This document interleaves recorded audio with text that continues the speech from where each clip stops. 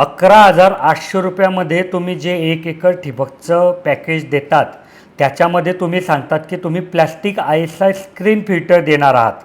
मग ज्याची किंमत 4-4.5 आहे ते तुम्ही 2,000 रुपयात कसे देतात? क्वालिटीत काही प्रॉब्लेम आहे का?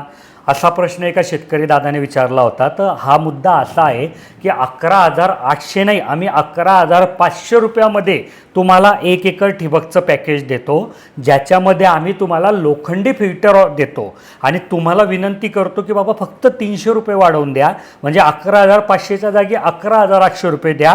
आम्ही जे लोखंडी फिल्टर आहे त्याच्या जागी तुम्हाला प्लॅस्टिक ISI स्क्रीन फिल्टर देऊ.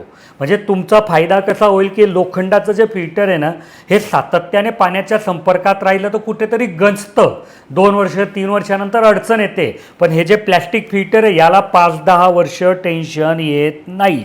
आणि त्यांचा जो मुद्दा आहे की बाबा ही क्वालिटीत काही कमी आहे का, तर बघा जेव्हा आम्ही म्हटलं की जी फिल्टर ISI आहे तर मग क्वालिटीत काही कमी जास्त करायचा विषय येत नाही, कारण ते ISI नियमानुसारच आम्हाला बनवून दिलं आहे. म्हणजे इतर पण कंपन्या हेच फिल्टर जे 4-4.5 रुपयात विकता, आम्ही ते फिल्टर तुम्हाला फक्त 2,000 रुपयात ऑफर करतो आहे.